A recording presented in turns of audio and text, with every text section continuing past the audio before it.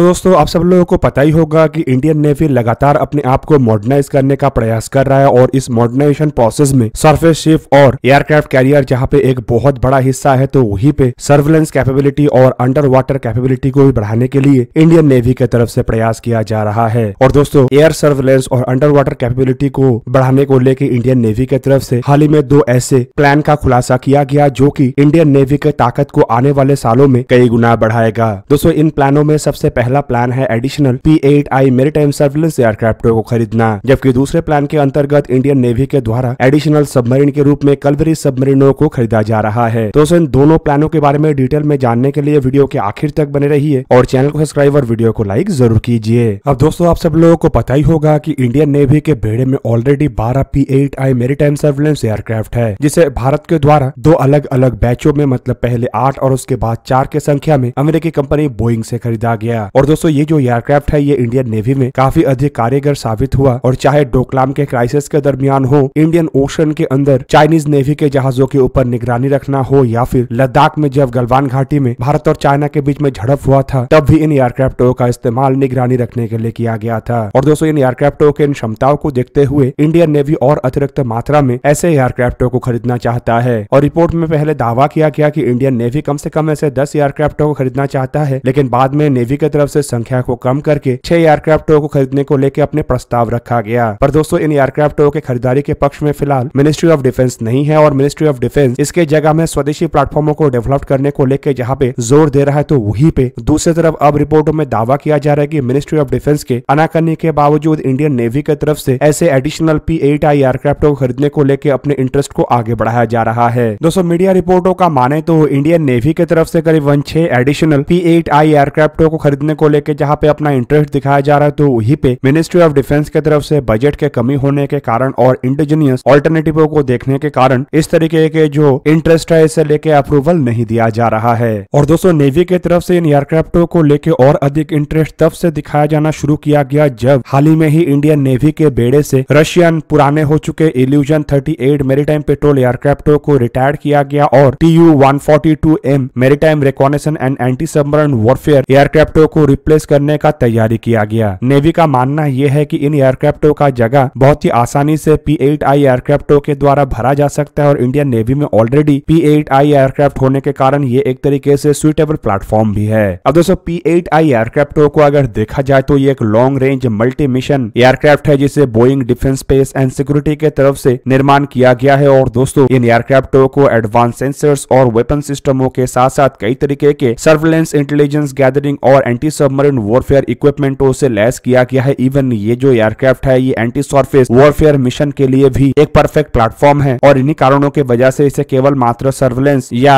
Anti submarine warfare aircraft ही नहीं कहा जाता है, बल्कि इसे एक मल्टी रोल एयरक्राफ्ट कहा जाता है। हालांकि दोस्तों इन एयरक्राफ्टों की जो कीमत है उसे लेके ही मिनिस्ट्री ऑफ डिफेंस का कंसर्न है और रिपोर्ट के मुताबिक ऐसे हर एक एयरक्राफ्ट के लिए कम से कम $290 मिलियन इंडिया को खर्चा करना पड़ेगा, जिसका मतलब है कि 6 एडिशनल और एयरक्राफ्ट के लिए इंडियन नेवी को $1.74 बिलियन का जरूरत है। हालांकि मिनिस्ट्री ऑफ डिफेंस के सोच विचार में एक ऑल्टरनेटिव प्लान भी है जिसे कि C-29 एयरक्राफ्ट कहा जा रहा है। और दोस्तों आपके जानकारी के लिए बता दूं कि इन एयरक्राफ्टों के बेस पे DRDO एक मैरीटाइम पेट्रोल एयरक्राफ्ट तैयार करना चाहता है। हालांकि ये कॉस्ट एफिशिएंट सॉल्यूशन तो हो सकता है, लेकिन P-8I एयरक्राफ्टों के जैसे इतने एक्सटेंसिव वर्क के लिए इस तरीके के एयरक्राफ्ट परफेक्ट नहीं होगा। फिलहाल अगर देखा जाए तो P-8I एयरक्राफ्टों का मुकाबला करने का क्षमता दुनिया में किसी और एयरक्राफ्ट के पास नहीं है और P-8I जो कर सकता है वो काम शायद ही दुनिया का कोई और एयरक्राफ्ट कर सके। हालांकि दोस्तों इंडियन ओशन के अंदर जिस तरीके से चाइना लगातार अपने जहाजों को और सबमरीनों को भेज रहा है उसे देखते हुए ऐसे P-8I एयरक्राफ्टों का जो जरूरत है वो बढ़ते जा रहा है, लेकिन मिनिस्ट्री ऑफ डिफेंस की तरफ से इन एयरक्राफ्टों को खरीदने को लेके पॉजिटिविटी जहां पे नहीं दिखाया जा रहा तो वहीं पे इंडियन नेवी संपूर्ण रूप से P-8I एयरक्राफ्टों को एक्वायर करने के पक्ष में ही है। जबकि दूसरी तरफ अगर इसे लेके कोई ऑल्टरनेटिव प्लान के अंतर्गत कोई स्वदेशी एयरक्राफ्ट को निर्माण किया जाता है तब भी मेरा मानना यह है कि उस प्लान को भी सफल करने के लिए कम से कम एक अच्छे खासे अमाउंट में इन एयरक्राफ्टों को खरीदना पड़ेगा, तभी वो प्रोजेक्ट भी सफल होगा और नेवी का जरूरतों को भी स्वदेशी तरीके से पूरा किया जा सकेगा। और दोस्तों एक तरफ जहां पे नेवी को मजबूत करने के लिए एडिशनल P-8I एयरक्राफ्ट को खरीदने को लेकर तैयारी किया जा रहा है, तो वहीं पे प्रधानमंत्री नरेंद्र मोदी जब फ्रांस के दौरे पे गए थे तब जो एडिशनल 3 कल्वेरी क्लास के सबमरीनों को खरीदने को लेकर बातों को रखा गया है। अब बताया जा रहा है कि उसे लेके मजेगांव डॉकयार्ड लिमिटेड के तरफ से अपने बिडिंग को सबमिट कर दिया गया है। दोस्तों मीडिया रिपोर्टों में दावा किया जा रहा है कि एक बहुत बड़े डेवलपमेंट के अंतर्गत स्टेट ओन मजेगांव डॉकयार्ड लिमिटेड के तरफ से मिनिस्ट्री ऑफ डिफेंस के जो 3 कलवरी क्लास सबमरीनों को इंडियन नेवी के लिए मैन्युफैक्चर करने को लेके प्रस्ताव था, उसके पक्ष में एक बिडिंग सबमिशन किया गया है। और दोस्तों वरिष्ठ अधिकारियों के तरफ से मीडिया को यह भी जानकारी दिया गया है कि मजेगांव डॉकयार्ड लिमिटेड के ये जो बिडिंग है इसे मिनिस्ट्री ऑफ डिफेंस के तरफ से रिसीव भी कर लिया गया है, जिसके पक्ष में असल में मुंबई में स्थित ये शिपयार्ड कंपनी के द्वारा फ्रांस के नेवल ग्रुप के साथ मिलकर 3 कलवरी क्लास के सबमरीनों को एक मेगा प्रोजेक्ट के अंतर्गत भारत में ही स्वदेशी तरीके से बनाया जाएगा।